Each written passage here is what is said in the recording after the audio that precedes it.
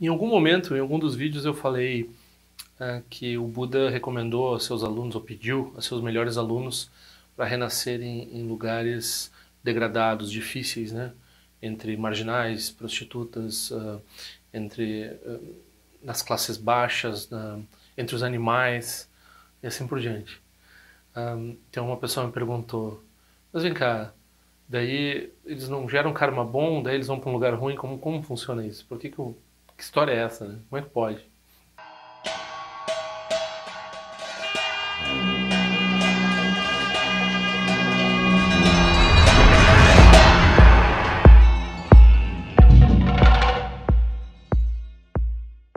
Então, a minha ideia a princípio era não tirar férias, né? Mas foi difícil não parar. E quando eu parei por um tempo, né?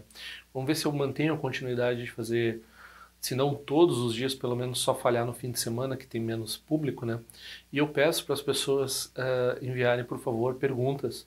Que muitas vezes eu não tenho um tópico a tratar. É difícil, eu sei. Muitas vezes eu recuso as perguntas de vocês. Várias perguntas são recusadas por vários motivos, porque eu já tratei do assunto, ou porque eu acho que o tópico é muito polêmico, muito difícil de tratar, ou porque por vários motivos não é adequado tratar do assunto.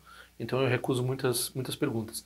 Outra dica é fazer a pergunta por e-mail, porque algumas vezes a pergunta tem um cerne bom, ah, mas eu não posso liberar na hora de comentário porque a pessoa faz alguma coisinha assim ou outra que eu não aprovo, né? Então muitas vezes eu respondo essas perguntas, algumas vezes eu não consigo responder elas em escrito, pelo menos, porque elas estão ali no comentário e eu não quero liberar a pergunta. Então, se por acaso você teve alguma pergunta sua não respondida que você fez na área de comentário, por favor, manda por e-mail que eu tendo a responder tudo que me mandam por e-mail. Algumas vezes sucintamente, algumas vezes mais extensamente, e algumas vezes eu faço um vídeo, né? Já na área de comentário, como tem uma exposição ao público, eu evito qualquer tipo de conexão inauspiciosa que possa se formar através da fala de alguma pessoa, mesmo que ela tenha sido bem intencionada, eu modero, né? Enfim, então eu agradeço muito as oferendas, elas continuaram mesmo durante o período em que eu não estava falando, que não estava continuamente pedindo. Para quem não sabe, a minha intenção, aliás, eu já estou inscrito, eu vou fazer o retiro em janeiro, um retiro de 21 dias em janeiro, e de forma a não ficar, né, para fazer a contribuição para o retiro e não ficar o ano que vem preocupado com questões financeiras e não conseguir participar de outras atividades, eu estou pedindo para fazer essa vaquinha em nome da minha prática, né, para benefício de todos os seres, como todas as práticas budistas são. Então, o valor para fazer o retiro é R$ 3.000, eu já está faltando R$ 1.636 desses R$ 3.000. Até agora a contribuição foi, eu acho, muito acima da minha expectativa, né? Eu agradeço bastante. Ademais, tem uma pessoa que eu estou devendo o envio dos cartões, que ela fez uma contribuição, eu não mandei os cartões, porque eu não fui no correio ainda. Mas essa semana eu vou mandar o cartão de você que você pediu. E se alguém mais quiser pedir o cartão, tendo feito contribuição ou não tendo feito contribuição, hoje eu não tenho os cartõezinhos aqui para mostrar, mas eu mando uns cartõezinhos budistas, a imagem do Buda pequenininha, assim, no tamanho postal, né? Então é isso, vamos ver se eu consigo manter essa continuidade. Um pouco falta assunto, né? Não é que falte assunto, é que não é adequado fazer do meu impulso, assim. Eu tenho que ter alguém pedindo para fazer. E eu sei que vocês pediram muitas coisas que dá para fazer, mas algumas vezes elas são, por exemplo, fazer mais biografias de professores. É bom pedir um professor específico e algumas vezes tem um problema em fazer num professor específico, eu tenho que dar uma estudada, né? Então não é um vídeo simples. Tem vários vídeos também sobre filmes, sobre comentários, tem que fazer tem que editar de uma forma especial e eu tô sem tempo por outras questões.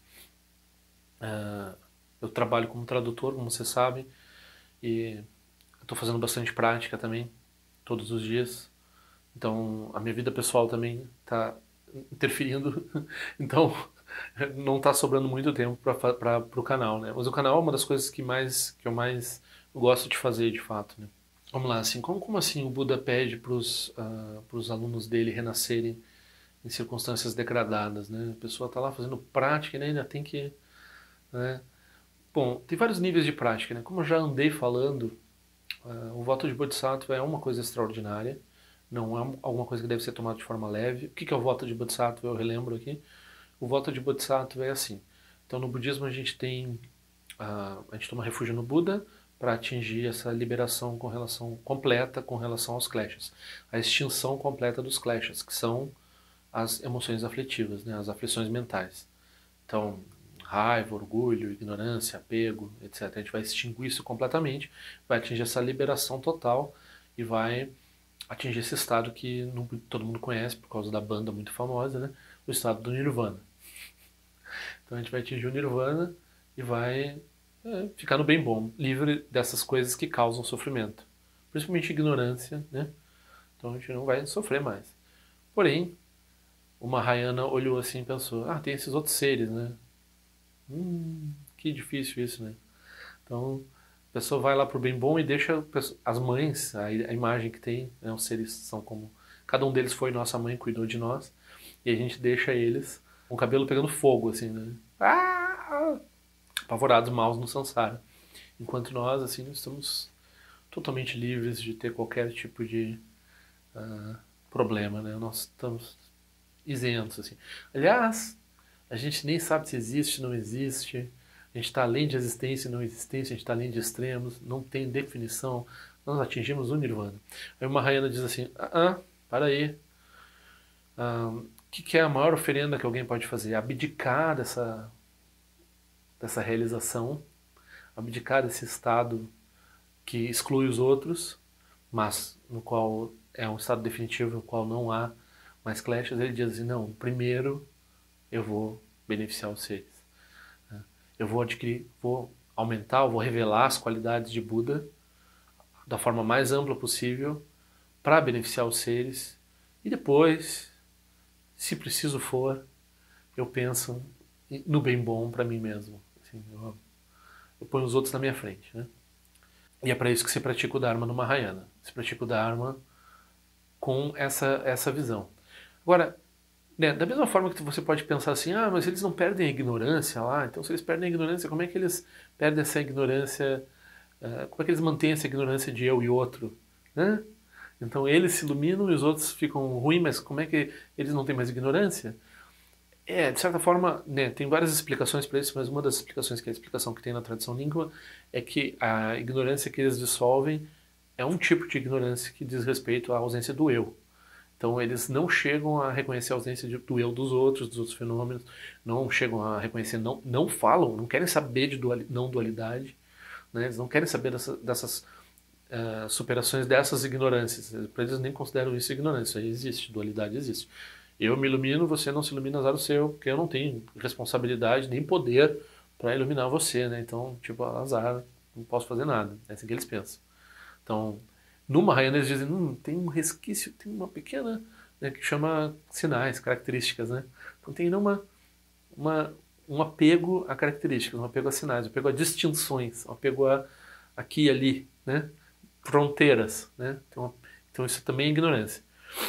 Então, de um ponto de vista tem isso, né? Então tem lá no Shravakayana, do ponto de vista deles, eles não acham que tem outras ignorâncias a resolver. A ignorância que eles resolvem é suficiente. E o Mahayana, quando ele fala em ignorância, ele diz, quando a gente está falando em ignorância, a gente está incluindo essa não distinção entre nós e outros, né? E, de certa forma, também, quando a gente está falando no caminho do Bodhisattva, quando a gente está falando em abdicar do Nirvana, esse tipo de coragem de abdicar do Nirvana é um reconhecimento, é uma superação da ignorância de reificar o samsara como algo que realmente existe. Então a gente já está operando de um jeito que não reconhece o samsara como uma coisa sólida, é um sonho, né? Então quando a gente tem essa perspectiva, não tem problema nenhum com as aparências, né? Então lá no Shravakayana eles pensam, digamos, né, na prática deles, eles pensam, uma mulher bonita me causa atração. Então, eu não quero ter essa emoção ruim, difícil, que é eu ter atração por essa pessoa e não conseguir ela, ou se eu consigo ela, depois a gente sabe que dá problema também. Então, eu tenho essa atração. Então, o que eu vou fazer? Eu vou ficar aqui e vou ficar pensando que ela é cheia de cocô, que ela é só osso, vai ser um cadáver, vai ser uma velha.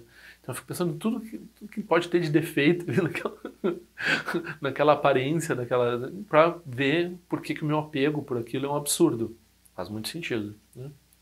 O Mahayana vai dizer assim, não, mas para aí, por que surge essa aparência, esse apego a essa aparência? Né? Mesmo eu tendo certa noção de que as aparências enganam, né? A gente já sabe, já tem experiência suficiente para saber que não é bem assim. Como é que isso surge, né? E também dizer assim, bom, se isso surge assim agora, também não tem nenhuma necessidade de ter fixação a isso, né? Então, ah, é uma inteligência maior com relação a essa noção do sonho. Tem uma sofisticação maior.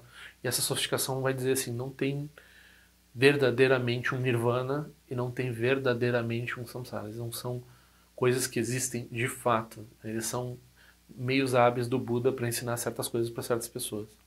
Ah, aí tu vai dizer, não, mas é impossível eliminar os kleshas. Não é possível eliminar os kleshas, mas se a gente tem essa motivação que está superando certas ignorâncias, como a separação entre os seres e assim por diante, o tipo de realização de qual a gente está falando é muito maior do que essa coisa mesquinha de se livrar dos problemas por si só e não trazer benefício para os outros, né?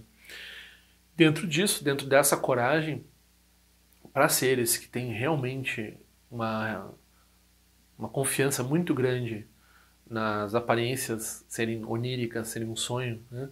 Então eles dizem assim, a mulher bonita, tudo bem, eu não me engano, eu vou lá, não tem problema nenhum. Eu me engajo nos fenômenos, né? Se é um cadáver, também não me assusta, também é só mais um fenômeno. Se é tem esse exemplo da Gisele Bündchen batida no liquidificador.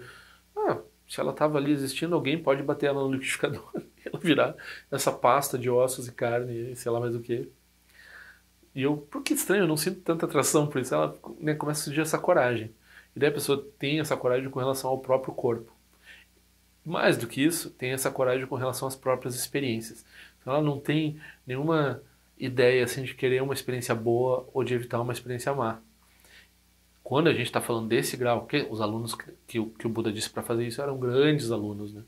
Então, você, que nós temos assim alguma ideia de querer talvez uma Mahayana, né? A gente pode meio que forçar isso e dizer assim, eu quero renascer numa circunstância, né? Vem a circunstância ruim para nós e a gente se arrepende, né? A gente diz, por que eu fui pensar isso, né? Então, se nós não temos uma estabilidade no reconhecimento da natureza onírica das coisas muito forte, uma realização nisso, então não é adequado fazer esse tipo de aspiração e não é adequado, por exemplo, oferecer o próprio corpo como alimento, se a pessoa vai se arrepender, né?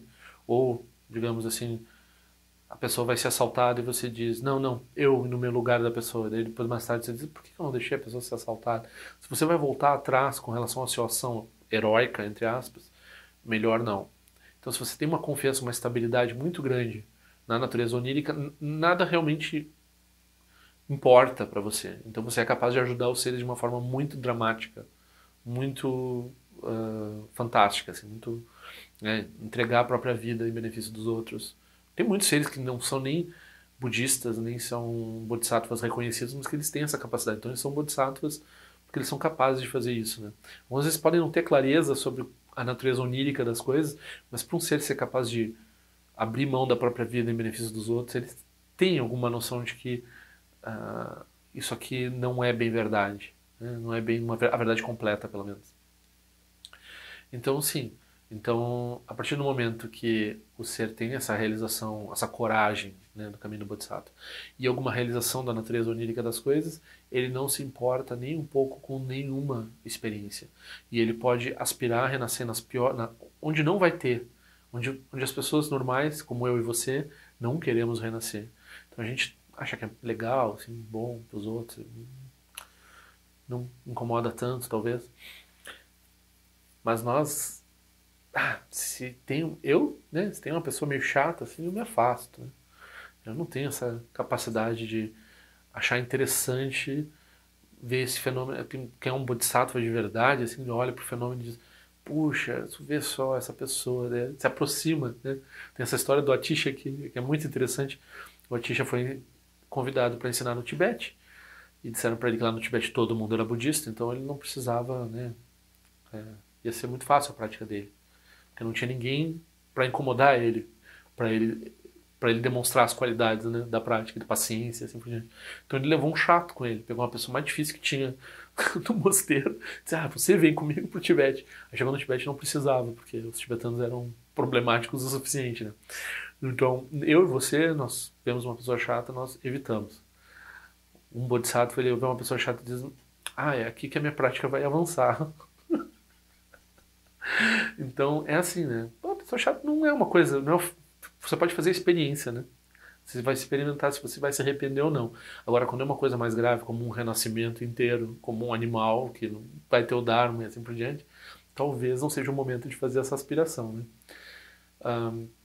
Se você tiver essa coragem, quiser desenvolver essa coragem, né? Eu louvo você. Mas eu não tenho esse grau de prática, né? Então eu preciso de renascimentos, preciso renascer no Dharma, etc. Ter qualidades, porque eu não tenho essa realização. Eu acredito bastante nas coisas, eu me ferro no samsara. Então, a gente tem que saber onde é que está a nossa prática, né? Aí a gente pode, se a gente está realmente além de bom e ruim, né? Independente de das coisas estarem bem ou estarem mal, a gente está igual.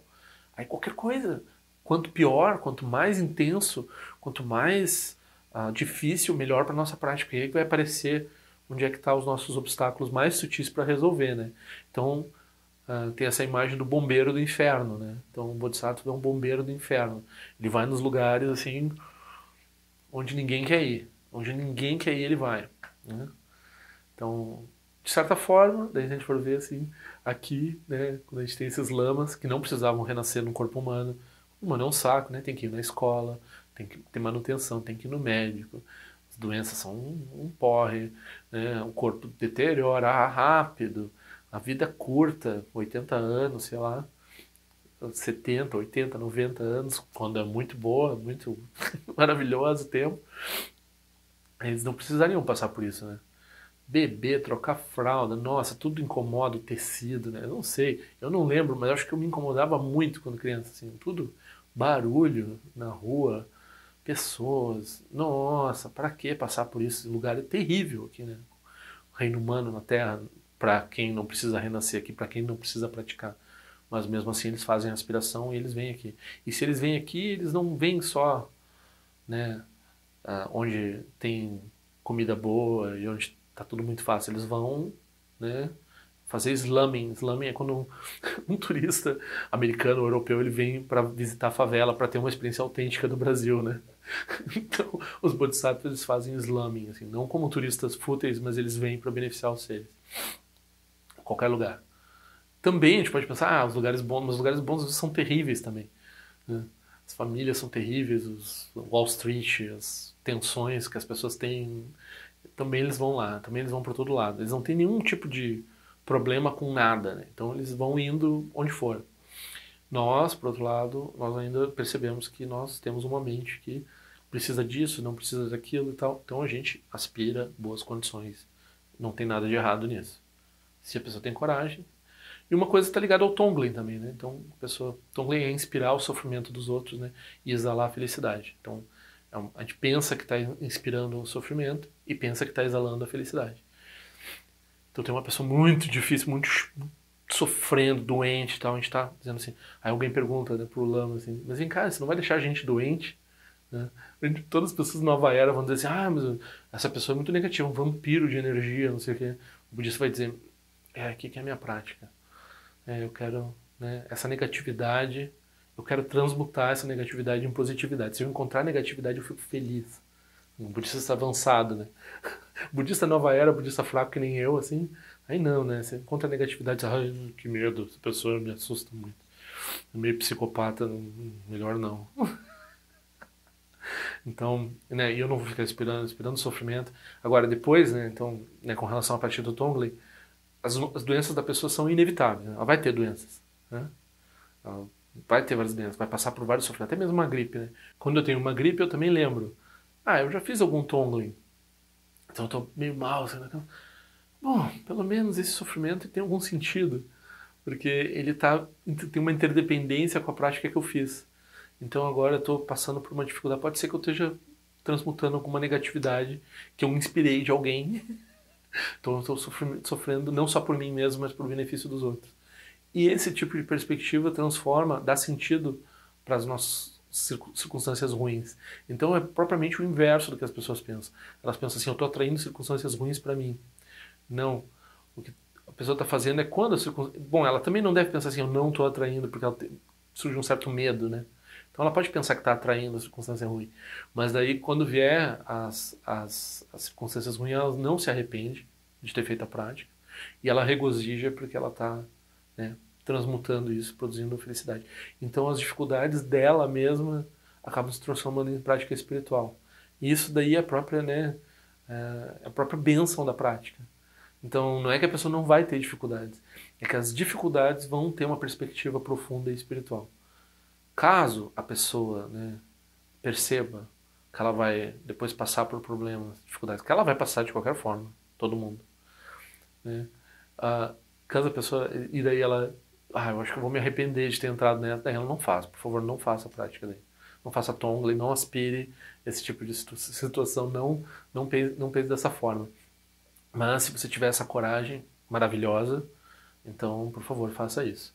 E, né, então, e da mesma forma, tem gente que, por exemplo, passa por dificuldade e em vez de treinar esse tipo de coisa, treina, por exemplo, já tem uma ruminação sobre suicídio. Então, se tu vê, a pessoa já está falando sobre qualquer coisa, ela já está falando, brinca, às vezes fala, isso aqui eu me mato, isso aqui, por que eu existo, não sei o que, não sei o que. Então, a pessoa está treinando para quando vier a dificuldade, ela se afundar na dificuldade. Então é o oposto disso. Ela vai, quando vier a dificuldade, ela pensa, eu, fortalece isso, né? Até que o eu não aguenta, e daí ela sucumbe à própria ruminação, sucumbe aos próprios problemas. Então ela, o que acontece? O sofrimento dela faz ela produzir mais sofrimento, mais mau karma, e assim por diante. E é assim que as pessoas produzem os grandes infernos, né? As pessoas, elas se veem em dificuldade, a dificuldade delas, em vez de elevar elas, a dificuldade delas afunda elas mais ainda, né? Então, é uma grande mudança de perspectiva. E tudo isso, lembrando, vem de duas coisas, né? A aspiração de Bodhisattva, a aspiração de atingir a realização para benefício dos outros e não atingir a realização para benefício próprio, primeira coisa. E a segunda coisa, reconhecer a natureza onírica de todos os fenômenos, de todas as aparências.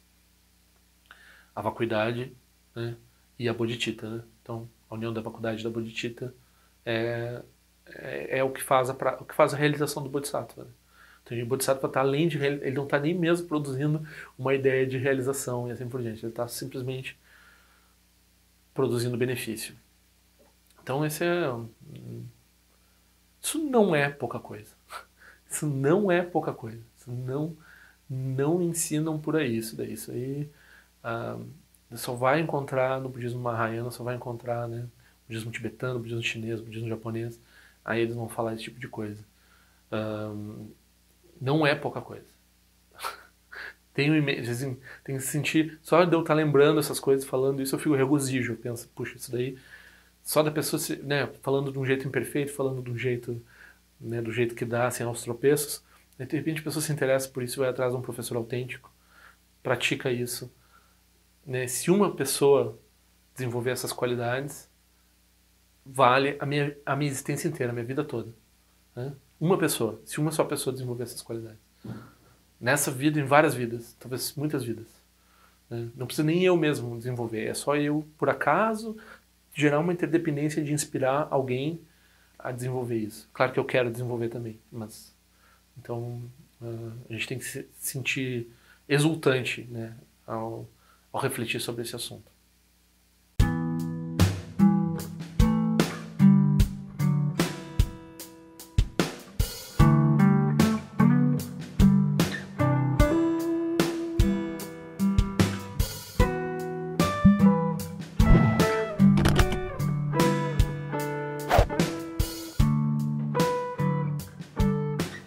Ei, não esquece de se inscrever no meu canal, é importante para mim. Clica na sinetinha para receber a notificação e se quiser se inscreve no meu boletim informativo de forma que eu ando fazendo, o que eu ando pensando.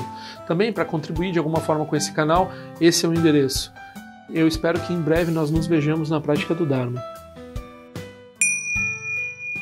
Ao longo de minhas muitas vidas e até este momento, todas as virtudes que tenho alcançado, inclusive o mérito gerado por esta prática e todas as que vier a conseguir, ofereço para o bem-estar dos seres cientes. Possam a doença, guerra, fome e sofrimento diminuir para todos os seres, enquanto sua sabedoria e compaixão aumentam nesta e em vidas futuras. Possa eu claramente perceber todas as experiências como sendo tão insubstanciais como o tecido do sonho durante a noite e imediatamente despertar para perceber a manifestação de sabedoria pura no surgir de cada fenômeno. Possa eu rapidamente alcançar a iluminação para trabalhar sem cessar pela liberação de todos os seres.